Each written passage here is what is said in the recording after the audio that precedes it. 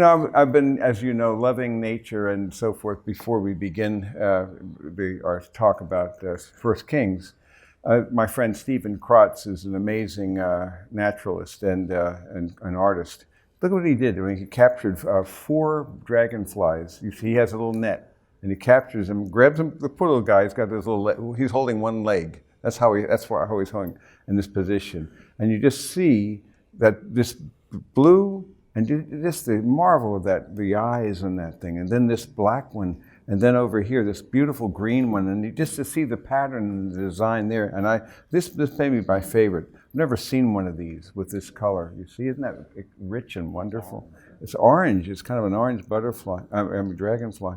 But then God keeps on stunning us, and He's using science and technology to reveal Himself with greater clarity than ever before. And men still do not respond. But this is the newest deep field from the Webb telescope. And this, just to give you a perspective on this, if you held a grain of sand, grain of sand at arm's length, that's the size we're looking at here. Grain of sand at arm's length. That's the spot in the sky that we're looking at. Thousands of galaxies. And it's showing structures, fine structures like this one here, that don't normally have not been seen before. So if anything, what we're doing is we're learning more about the glory of God, you see. We're beginning to learn more and more and more. And as skepticism continues to increase, God, as I often put it, bumps up the ante of evidence and says, okay, just as you are not going to buy into me, I'm going to use, of all things, this outrage, He's going to use science and technology to do it, you see, because that's going to be connected with the rational mind. You see, to do good science, you have to use reason and you have to use evidence. Would you agree with that? Otherwise, science is just an exercise in futility, which is so contrary to our culture, which has abandoned both, essentially. But to do hard sciences, you can't play that game of just saying, it's up for grabs. It doesn't work that way, does it? Any more than you can say when you tell your banker, I have 3,000. Oh, sir, you only have 30 in your account. Well, that's true for you, but not for me. Try that and see how that works in the real world, you see? And when it comes down to cases, I don't want my bridges to be built in the city by postmodernists. I'll let you process that as well. They're not connected to reality. But at any rate, we will now zoom back into this book, and we are up to 1 Kings 8. Now, as you know, I selected 365 key chapters of the Bible in my book. It's one of the leather handbooks. It's also it's now in paperback. It's called Handbook to Scripture. I think, Stumpy, you had a copy, didn't you? A Handbook to Scripture? Yeah, good. And we go through that. If you're getting daily growth, and I hope you're all getting daily growth. If you're not, just sign up for that. It's a free thing. But one of the components is that it takes you through every year, the Bible every year. And it's that same material. But I promise you'll never get tired of it. But of course, the problem is with about 966, I think, chapters in the Bible, thereabouts, to choose 365 naturally means that you have to eliminate certain things. Leviticus was no problem. In fact, my rule of thumb is every book has to be represented. So of course, Leviticus has its chapter 16. The life is in the blood and so forth. But those were the rules. But in 1 Kings then, I skipped, as you can see here, from 1 Kings 3 to 1 Kings 8. So I want to kind of tie some threads together and connect those links, because we're going to be dealing with the building of the temple and all that was involved in that, and the glory that once was. And it was really Israel's Camelot in a very real way. It was an incredible time. In fact, when you think about this building of the temple, you remember that Jerusalem in the time of David, it was really an area, the Millo, which was David, a terrace construction and a steep slope. David built that and so forth. But then compare that city there to what Solomon did. You see, it's greatly extended, and moreover, so the city of David down here. But then the fabulous temple of Solomon, The house of the forest of Lebanon was no cheap place. The royal complex, it was extraordinary, and Ophel was here. So just to give you a feel for the extraordinary wonders that was taking place, really, I think Solomon's temple should have been on the. If it was Suetonius who came with the list of the 7 wonders of the ancient world, if he had seen that, I think he would have included it. But it was gone by that time, before his time anyway. But it was a marvel and a wonder, and I want to tell you a bit more about it as we move on. And so when we consider this great temple, and one has to only imagine, we have very good details about the description, but even so, there's a lot of guesswork as to details of what it might have been like. I'm going to show you a little video in a minute of a pretty good estimate of just giving you a tour of that marvel. But it's a picture, though, of where Solomon was had been established as king, and then his wisdom was also that which everyone noticed and saw, and it just seemed to be so radical that people came from around the whole ancient Near East to hear his wisdom. So you recall this judgment then with the king, and they heard about the judgment, divide the child in 2, you remember that. And this wisdom that he had, they feared the king, and they saw that the wisdom of God was in him to administer justice. Now, what we now see in chapter 4 and following are just overviews of the magnificence and the order. And one of the things that impresses me with this man's administration was the incredible organization. Now, there's a parallel with David's organization, but this goes even beyond that. It was extraordinary. So it describes his officials, and I won't go through all these details, but it gives you the priests and the key officials of that. And then he had 12 deputies over all Israel. So I'm kind of filling in before I get to chapter 8, but giving you the picture. So he had 12 deputies, and so they provided for the king and his household. They had each group had responsible once a month. Here's where Ben-Hur came from. You see there, Ben-Hur, but not the one you're thinking about. But so then after that, you also have the imagery here. They were eating and drinking and rejoicing. It's just a wonderful picture, almost like the way it was meant to be. It's a picture of the kingdom, you see. Every man under his own fruit tree, under his own vine, everyone having freedom from their enemies. Their borders had expanded radically. And he was Solomon, which means peace, you see, so that Shalom, the idea of a man who would reign in peace. He ruled over all the kingdoms from the river to the land of the Philistines and to the border of Egypt. So the river of Ethiopia is Euphrates. And this is the largest extent of the kingdom by far, and it would never be like that again. And everyone brought tribute and served him all the days of his life. Then it talks about his provision for one day, just extraordinary and lavish provisions. And Judah and Israel lives in safety, every man under his vine and his fig tree. That's an image that's used of safety and fecundity and fruitfulness in your life, your family, your well-being.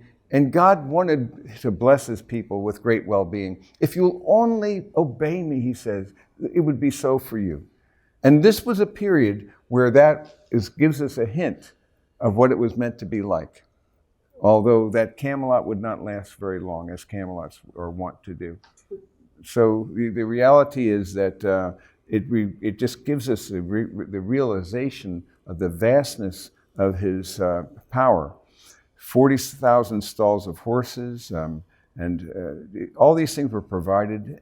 And God gave Solomon wisdom, it tells us in verse 29, very great discernment and breadth of mind, like the sand that is on the seashore. Solomon's wisdom surpassed the wisdom of all the sons of the East and all the wisdom of Egypt, because there were many who were sages and who were men of wisdom and who wrote actually texts. And so that we do have the wisdom of some of these writers that is partly preserved, but nothing really matched Solomon's. He was wiser than all men, And it mentions a few of those well-known people from that time, Ethan the Ezrahite and Heman and Calcol and Darda. We don't know these, but their fame was in the surrounding nations. He spoke also 3,000 proverbs, and the songs were 1,005. So you can see we only possess a tiny fraction of what he actually did with the songs. He spoke of trees, from the cedar that is in Lebanon, even to the hyssop that grows on the wall. He spoke also of animals and birds and creeping things and fish. Men came from all peoples to hear the wisdom of Solomon, and from all the kings of the earth who had heard of his wisdom.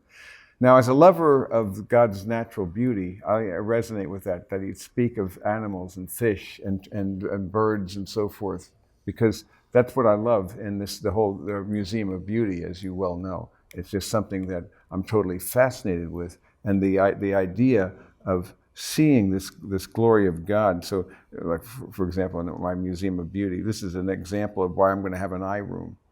Just one room will just be eyes. These are just reptilian eyes. And you see the glory, the astonishing glory of God. Some people say, ugh, when they look at this, but you have to realize the vastness of God's array and of beauty and wonders that are in this world. Solomon had a feel for that. And by the way, I recommend for you that you would be wise, as I've often encouraged people to do, to start noticing what others fail to see.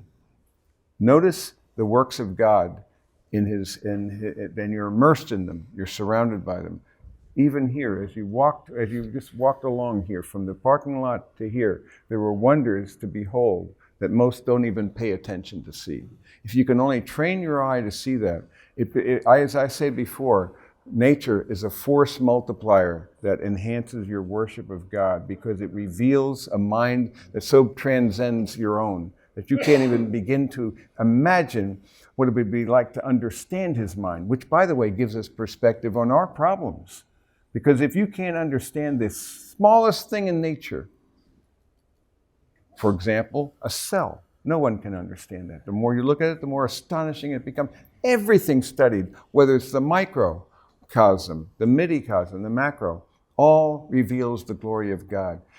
And not a one of those things we can understand. And to paraphrase Jesus with Nicodemus, if I spoke to you of earthly things and you did not understand, how would it be if I spoke to you of heavenly things? Do you think you're going to understand the mind of God, why you suffer, why you're going through trouble, why there's difficulty in your life and so forth? You think you're going to understand that? If you can't understand a molecule of water, my point is simply this: stop demanding that you understand and start realizing you'll never understand his ways, but you can trust him and you can love him. And it is obedience that's the portal to the apprehension of God. So that as you trust him and then choose to obey him, which is an expression of that trust, then you move in that direction. That's what Solomon was doing. He was a man who understood the beauty of God. And then he had an alliance with King Hiram, king of Tyre, which is a different Hiram that's going to be actually involved in the building of the temple. But he sent his servants to Solomon. They heard that that they had anointed him king in place of his father. Hiram had always been a friend of David. So being a friend of his father's, he sent word to Hiram, you know that David, my father, was unable to build a house from the name of the Lord, his God, because of the wars which surrounded him, until the Lord put them all under the soles of his feet. And then remember, elsewhere he said, you're a man of bloodshed. It's going to be a man of peace who will build my temple. But now the Lord my God has given me rest on every side. There is neither adversary nor misfortune. What world am I in? You see, it was like, as I say, it was like unreal when we consider the adversities. And in the ancient Near East, it was just one war after another, one grief after another. This was extraordinary, and people around knew it. Behold, I intend to build a house for the name of the Lord my God. As the Lord spoke to David, my father, saying, your son, whom I will set on your throne in your place, he will build the house for my name. But remember, David prepared for the building of this house. He's spent a lot of time and effort in amassing all the requirements that would be necessary, the wealth that he accumulated then, that would be used in the gold and so forth and the stones. All of that he prepared because his heart was in that, because he wanted to honor the Lord as God and do it in this way, something that would be beautiful. One of the things I want you to notice about this temple is something that also reflects nature itself, beauty. Beauty is huge. And again, this is why the whole idea of the Museum of Beauty, well, this is a wonder. And we can only guess what it was like. We have clear descriptions, but still there's details that we could not really, we have to guess. I'm going to show you a video in just a minute to give you a sense of what it might have been like. So command that they cut for me cedars from Lebanon, and my servants will be with your servants. I'll give you wages for your servants according to all that you say. There's no one knows how to cut timber like the Sidonians. And so he heard the words of Solomon. He rejoiced greatly and said, Blessed be the Lord today, who has given to David a wise son over his great people, this great people. So again, this idea of this blessed be God. When they saw this wisdom, they would bless the Lord as it was meant to be. And so Israel was intended to be a blessing to all the nations of the world. That was part of the Abrahamic covenant, remember? It's through you all the nations will be blessed. And this is part of the intention, that greatness would draw people to the living God. And when they were obedient, they would be a light, a beacon to the surrounding world. So he sent word to, so he heard this message, and so he sent them by rafts and so forth, and he gave them as much timber as he required. And then Cyrus provided him with food for his household and so forth. And then it describes forced laborers. Now, this was a new thing in Israel, that there were no subscriptions before where they were forced laborers, numbered 30,000 men. And these people were working, and then he had 70,000 transporters, 80,000 hewers of stone in the mountains, 3,300 chief deputies. This is a big project that he was doing. And it took 7 years in the making. Started in 960 BC. We know from some of the statements about the chronology, and it took 7 years to complete in 967. They were doing the work. Then the king commanded, and they quarried great stones, costly stones, but they did it perfectly and prepared them. So when they brought them to Jerusalem, you didn't have to cut anything. And so you wouldn't hear anything, you see. They were perfectly put in place and were very, very expensive to do in this manner. So in the 480th year after the sons of Israel came out of the land of Egypt, this is one of the important chronological markers. And the 4th year of the Solomon's reign in the month of Ziv, so we know when this took place. And the house, he began to build. Its length was 60 cubits and its width 20 cubits. So the length was approximately 90 feet, multiplied by 1.5, about 18 inches to the cubit approximately. Then you get your dimensions. So if the width was 20, then it would be 30 feet. Its height would be 45.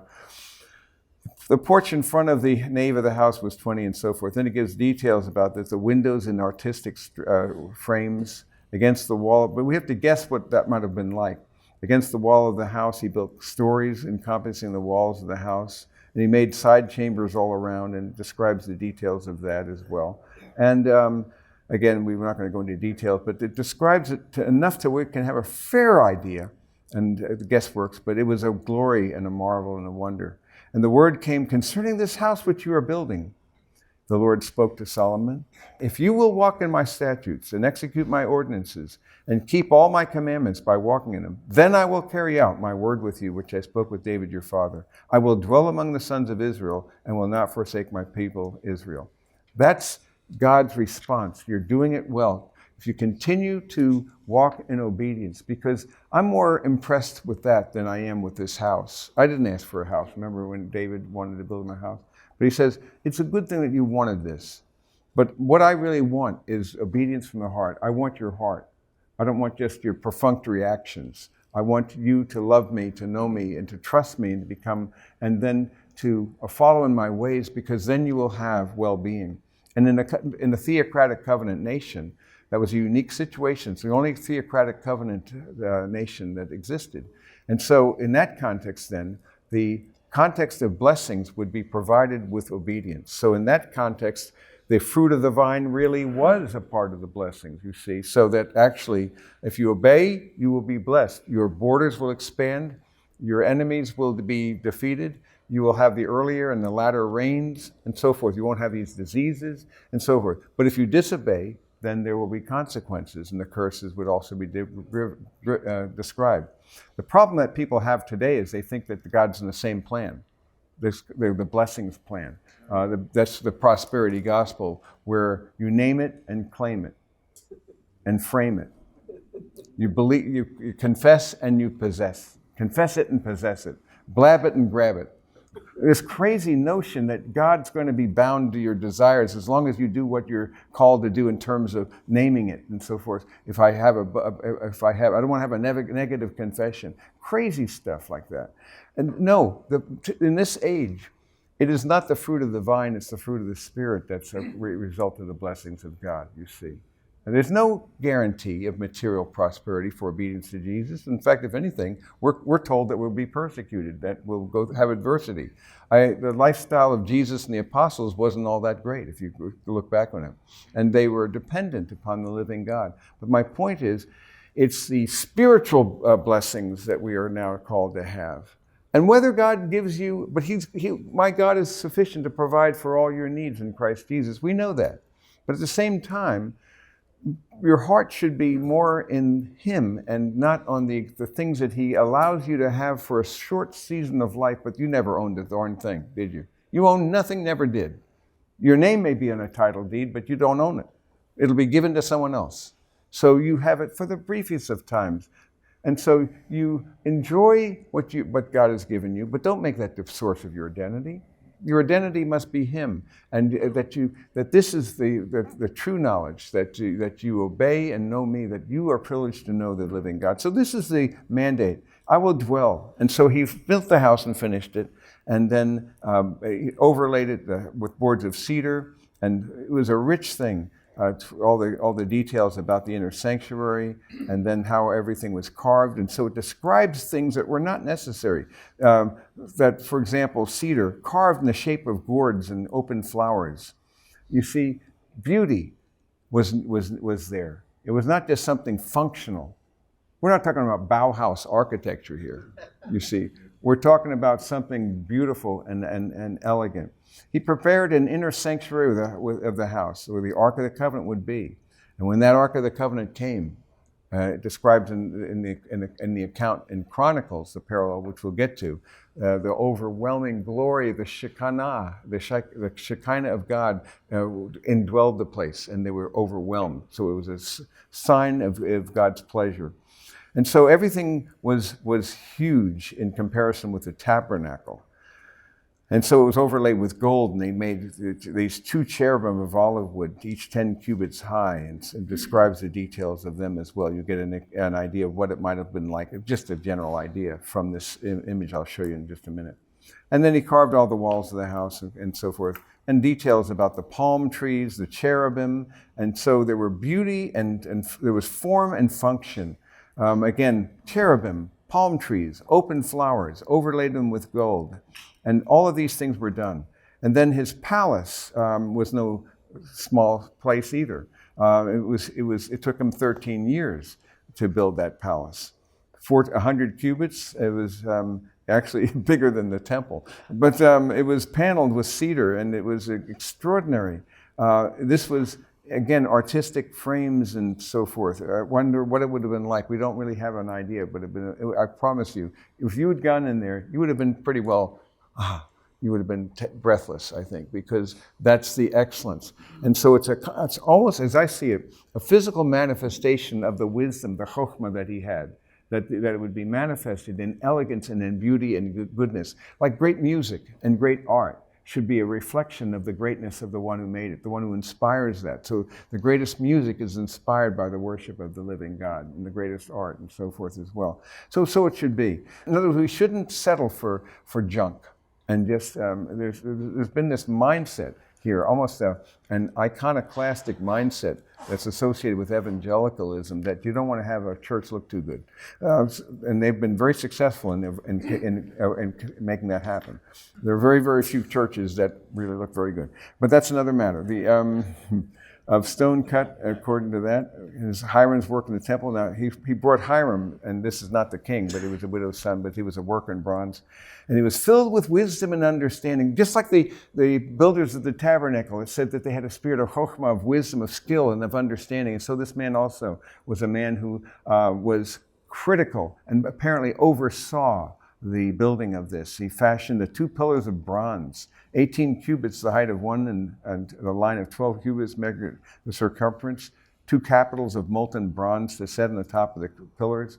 The height of the one capital is 5 cubits. This is big stuff. Nets of network and twisted threads of chain work for the capitals, and on it goes. So it describes it, and it even had a name, Jachin and Boaz, so its strength. And under its brim gorge went around, circling it with a cubit, and so again on and on.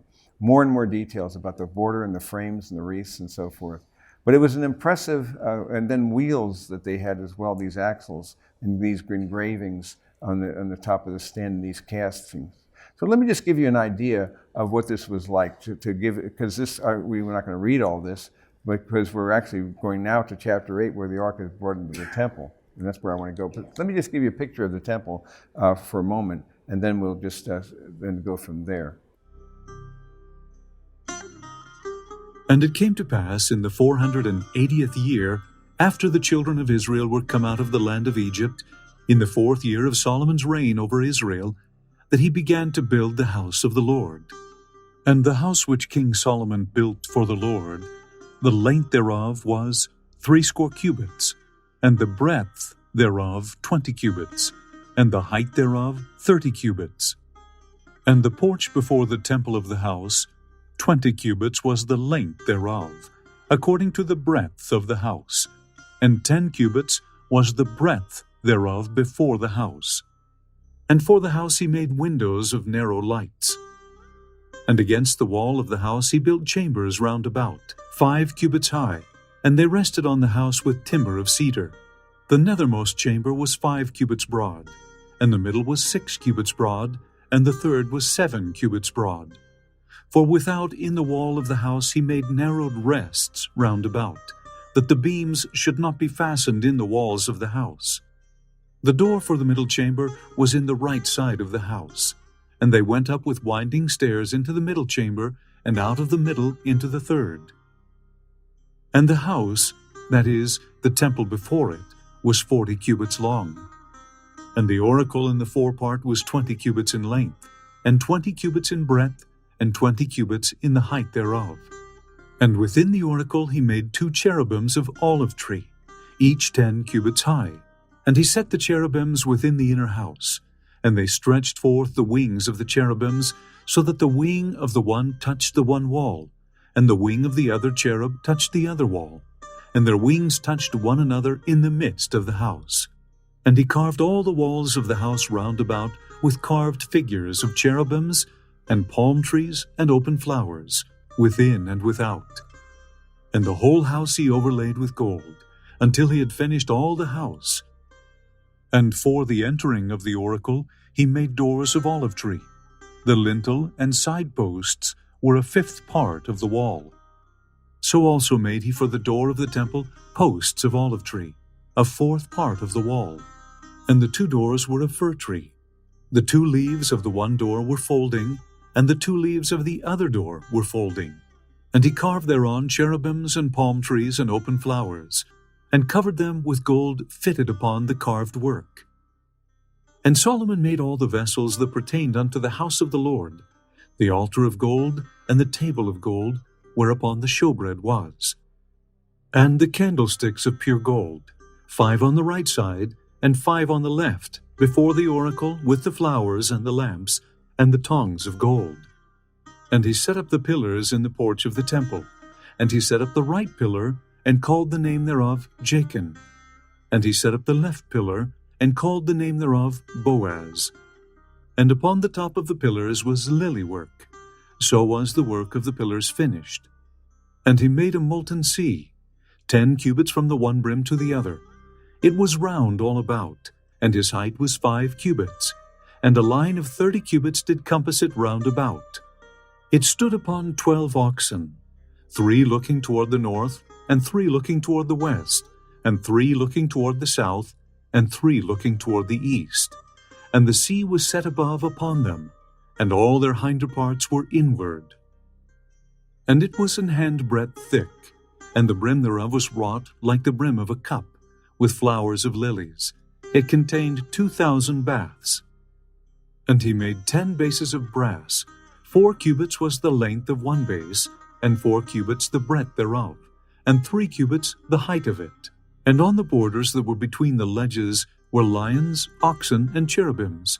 And every base had 4 brazen wheels, and the work of the wheels was like the work of a chariot wheel. Then made he 10 lavers of brass. 1 laver contained 40 baths, and upon every one of the 10 bases 1 laver. And he put 5 bases on the right side of the house, and 5 on the left side of the house. And he set the sea on the right side of the house eastward, over against the south. So was ended all the work that King Solomon made for the house of the Lord.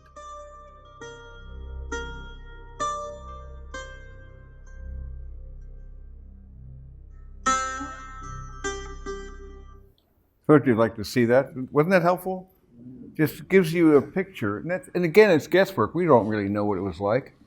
I have a feeling it was better looking even than that, you see. But just the way he layered it with gold and so forth, the amount of the massive amount, and that wonderful Holy of Holies, the Sanctum Sanctorum, which in the tabernacle was 10 by 10 by 10, was a perfect cube, 10 cubits by 10 by 10. This was 20 by 20 by 20, a perfect cube. Interesting that the city of God is described as being 1,500 miles on the side, up and down by both ways. I don't think it's a pyramid. I think it's going to be a cube, and enormous. You can't even imagine the size of such a thing. But and by the way, what's weird, I learned this from Hugh Ross, that it couldn't exist in the physics of now, because nothing bigger than 300 miles in diameter would be actually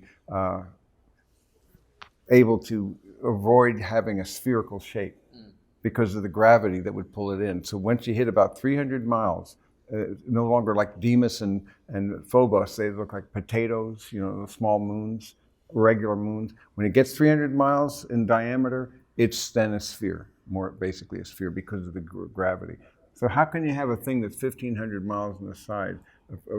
But that a new order of physics in my view. But that said, we're looking at something that was exquisite, something that was beautiful, something that reflected the glory of God in ways that were quite remarkable. And so Solomon assembled all the elders of Israel and all the heads of the tribes, the leaders of the father's household, the sons of Israel, to King Solomon in Jerusalem, to bring up the Ark of the Covenant of the Lord from the city of David, which is in Zion. This is a huge thing then, to fill, and that small Ark of the Covenant would be in the most holy place, you see, and only be seen then once a year by one man, the high priest, on Yom Kippur, on the Day of Atonement, and that to offer sacrifices for his sins and for the sins of the people. And so it was an amazing moment then. And so the Chronicles account actually describes how when the ark was brought in and when they began and offered the sacrifice, that the whole place was so filled with glory they couldn't go in. So it's a sign of God's presence among his people. So they assembled themselves and they brought up the ark the tent of the meeting. The priests and Levites brought them up, and the congregation and all who were assembled and sacrificed so many sheep and oxen they couldn't be counted or numbered. They brought the Ark of the Covenant to its place, into the inner sanctuary of the house, the most holy place, under the wings of the cherubim. So you had to remember those giant cherubim there, and this would then be under it, and it would have its own little small cherubims on top of the cover. The poles were so long that the ends of the poles could be seen from the holy place before the inner sanctuary. They were long. And so nothing in the ark except the 2 tablets of stone which Moses put there at Horeb, what was missing? Moses' staff that bloomed. And also, what was it?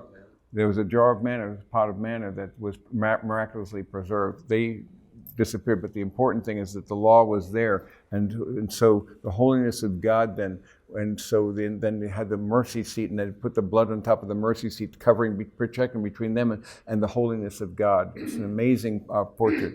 So when the priest came from the holy place, the cloud filled the house of the Lord, that the priest could not stand to minister because of the cloud, for the glory of the Lord filled the house of the Lord. And the other account gives more detail. But the point is that you have this extraordinary evidence and manifestation. Can you imagine what it would have been like to have seen this and to have been there, to be astonished by that glory? It was lavish and wonderful. And this is why God is he hates stinginess and hoarding, and he loves generosity. And that's why I see of the wedding feast of Cana as a miracle of the kingdom. It's a miracle not only of time, but also of abundance and the quantity. Because you had about 120 to 150 gallons of this stuff, of this wine. It's the best vintage ever made. But it's a miracle of the kingdom as well. And the overflow of the feeding of the multitudes, what happened? There was always more. Everyone was satisfied, but there was plenty more, but gather that as well. So God's abundance is that. So this is what we're talking about here, is a God who wishes to lavish his grace upon his people. If he would only obey, if he would only trust me, is what it comes down to. So the Lord Solomon said, the Lord said that he would dwell in the thick cloud. I've surely built you a lofty house, a place for your dwelling forever. Then the king faced about and blessed all the assembly of Israel while the assembly of Israel was standing. And this is quite a blessing, because he starts, blessed be the Lord, the God of Israel, who spoke with his mouth to my father David and has fulfilled it with his hand, saying, since the day that I brought my people Israel from Egypt, I did not choose a city out of all the tribes of Israel in which to build a house, that my name might be there. I chose David to be over all my people Israel. It was in the heart of my father David to build a house in the name of the Lord my God. The Lord said, my father David says, because it was in your heart to build, you did well. Nevertheless, you will not build the house, your son will be the one who does it. So the Lord has fulfilled his word. I've risen in place of my father, and I'm on the throne. As the Lord has promised, I've built this house. I've set a place for the ark, which is the covenant of the Lord, which he made with our fathers when he brought them from the land of Egypt. That was a very huge thing. And then this extraordinary prayer of dedication, when he stands before the altar of the Lord in the presence of the whole assembly, he spreads out his hands toward heaven. O Lord, the God of Israel, there's no God like you in heaven above or on earth beneath, keeping covenant and showing loving kindness to your servants who walk before you with all their heart. This is a man, by the way, this prayer is prayer of a man who knew God. It was very clear. How did this man of wisdom and power and glory succumb to the folly of idolatry because of the fundamental flaw of this being seduced by foreign women and so forth? It's an astonishing thought to imagine. But this is the way it was meant to be, though, and how he could not himself do it. But you kept all these things that you promised. You've spoken with your mouth and have fulfilled it with your hand as to this day.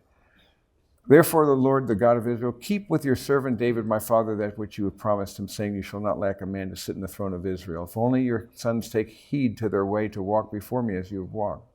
So he understood all this. This is why, again, have you ever read the scriptures and you hope it'll come out better this time when you read it? You know, I've often done that. Oh, well, come on, that didn't have to happen. Then you look at your own life and you say, you hope that it would have been a bit different in your own life too. We all screwballs.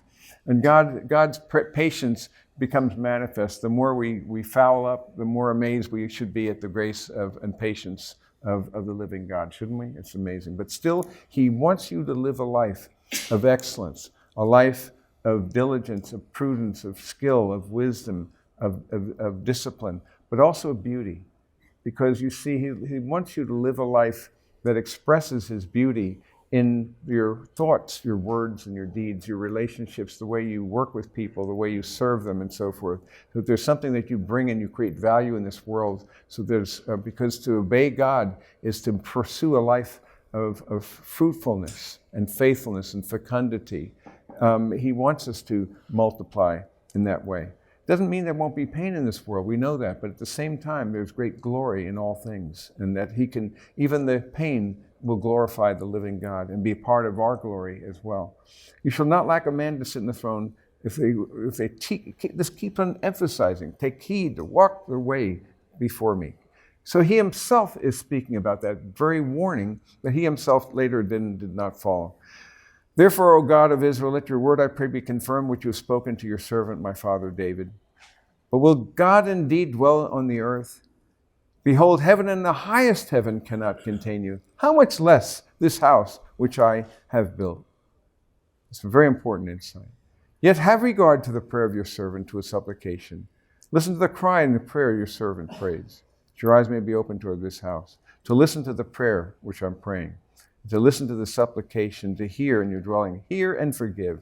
If a man sins against his neighbor, and he gives various conditions, then he says, hear. And he says, by giving forgiveness to your people. And when your people are defeated, if they turn to you again, confess, make their supplication, then hear and forgive. And then when the heavens are shut up and there's no rain, then because of their disobedience again, then hear and forgive. See, this motif is repeated. It's a recurring motif. If there's famine, if there's pestilence, and again, because of our own disobedience to you, then whatever prayer is made, then he tells us, knowing this affliction, then hear and forgive. So this motif is a recurring image that you have, that they may fear you all the days that they live in the land which you have given to your fathers. And again, remember what I mean when I speak of fear. I say that what you fear the most will reveal what you love the most. So that fear and love are not inimical. They're two sides of the same coin. If you stop and think about it, because stop and think of what you're most afraid of, it'll reveal what you love more. And if it's not the living God, then there's something, then you have something less than God that you're worshiping and serving. At the end of the day, only He is big enough. Only that which is transfinite and transtemporal is big enough to sustain what you have been created by God to pursue, which is true significance, true satisfaction, true security, only met in Him. And yet we turn to the wrong places to get those needs met because we pursue the visible over the unseen. Concerning the foreigner who is not of your people, when he comes from a far away country for your name's sake, but they'll hear of your great name and your mighty hand, your outstretched arm. When he comes and prays for this house, hear, he says, and do all according to those needs. When your people go out to battle, again, and they turn to this house, hear and hear their supplication. When they sin against you, there's no man who does not sin. And you're angry with them and deliver them to an enemy that they cast away, become captive. He's predicting the future effectively as well, because these are in conditions that will apply, of course. And it makes supplication. In the land of those who've taken them captive, he's talking about a captivity then. Ultimately, he's then come to the realization, we have sinned and committed iniquity, and we have acted wickedly. If they return to you with all their heart, with all their soul in the land of their enemies, then pray to you. Then he asks them then to hear this and hear their prayer and supplication and forgive. So once again, you have this motif. So they're your people and your inheritance. And so after this, he's separated from all the people of the earth. So I'm just summarizing that prayer. And then eventually, then he finishes praying this extraordinary prayer. And then he arose from before the altar of the Lord, from kneeling on his knees with his hands stretched toward heaven while he was making this prayer. It was a powerful moment. And he blessed all the assembly of Israel with a loud voice, saying, Blessed be the Lord who has given rest to his people Israel, according to all that he promised. Not one word has failed of all his good promise, which he promised through Moses his servant. May the Lord our God be with us as he was with our fathers. May he not leave us or forsake us, that he may incline our hearts to himself to walk in all his ways. So there was a realization that it required God's inclination to direct him to that. It was an understanding of that. May these words of mine, which I have made supplication before the Lord, be near to the Lord our God, and day and night maintain the cause of his servant and the cause of his people. So let your heart therefore be wholly devoted to the Lord our God, to walk in his statutes and to keep his commandments to this day. And then these dedicatory sacrifices were extraordinary. So this is his desire then, the prayer of his heart. And that is a prayer that I leave you with as well as we're reflecting on this, that your heart would therefore be wholly devoted to the Lord our God, to walk in his statutes, to keep his commandments. In other words, as I put it a lot, to trust the Father, to abide in the Son, to walk by the Spirit. Because when you trust the Father, you can trust Him. You can't understand Him, but you can trust Him. He calls you to a life that demands an explanation. He calls it, and we will all stumble in many ways. Who doesn't? But in spite of that, though, if your heart returns, then He's always there in grace to receive you back. And that is a good word for us. Nothing is bigger than the grace of God. No sin you cannot out-sin the grace of God, nor can you make Him love you more, or nothing you can do can make Him love you less. So you have a security of that, and you want to therefore make Him your fear, make Him your hope. Fear His divine displeasure, and fear this, fear that you would not hear, "Well done, good and faithful servant." That should be your greatest fear, you see. Because if you fear, we all have loss in this life. And if enough time passes, it's a guarantee. 1 out of 1 will die. Guarantee. So don't be surprised at the withering that takes place in this temporary home that we call earth. You're a stranger, you're an alien, you're a sojourner, you're a pilgrim, you're a wayfarer, you're an exile. You're a wanderer in this world because you're not home. So therefore, what you should long for most is home, longing for home, becoming so increasingly homesick and world weary. But it doesn't mean that your homesickness will not make you do more in this brief life. It will. The ones who are most heavenly minded will do more earthly good, not the other way around. And so it is a wisdom that we want to follow, that we would choose to ask Him by His grace on every day, to be grateful for His grace and to walk in His ways. And when we stumble, for who doesn't, we don't wallow in guilt and in grief. Instead, we stand back up, receive His forgiveness and grace, and you move on. You don't just throw a fit, and you proceed on. And in spite of the fact that we are living in a fallen world, and the Scriptures make us very realistic, we know that home is still awaiting, and all shall be well there, and all things shall be well. And that is a better way of putting that this too shall pass. This too shall pass. No.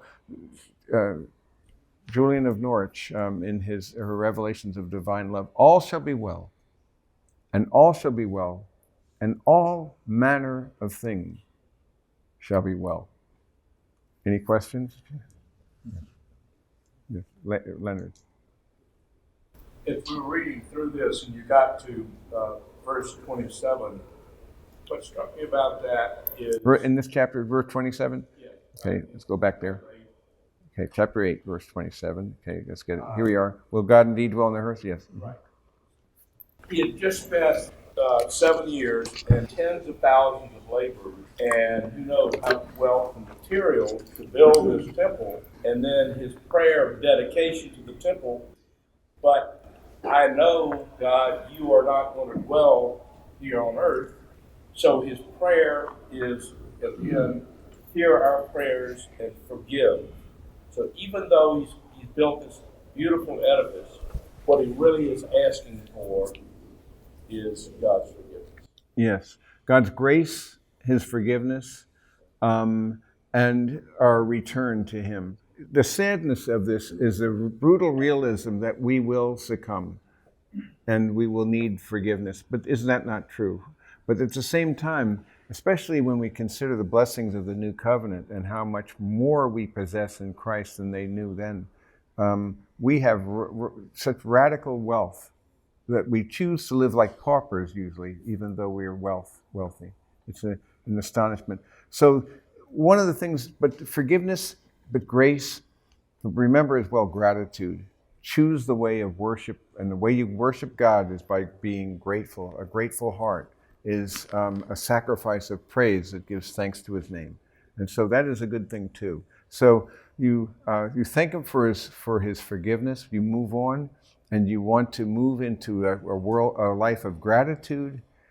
And in this fallen, broken world, everything seems to be coming into growing and increased levels of folly and chaos. Nevertheless, our God reigns.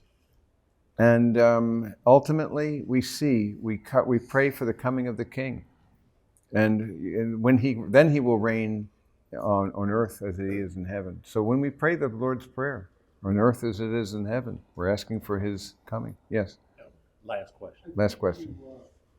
Some years ago, you made this statement: God speaks through his creations. Everything he creates, and we see it, he's speaking to you. Yeah. Is there a question?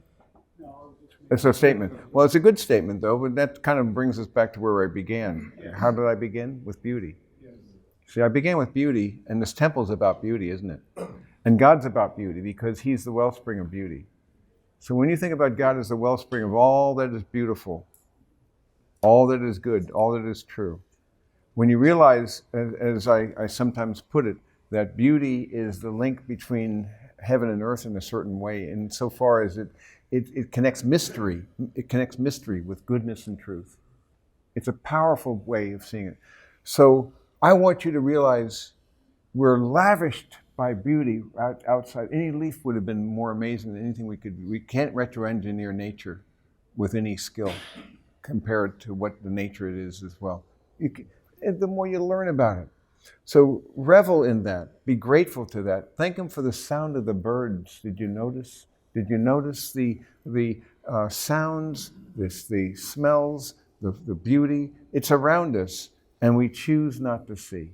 So be a man of gratitude, a man of contentment, a man of peace, a man of love, and a man of joy, in spite of the fact that people around us are wringing their hands. You can rejoice. You can be a person whose life demands an explanation. That you, because you are a man who knows who you are, why you're here, and where you're going.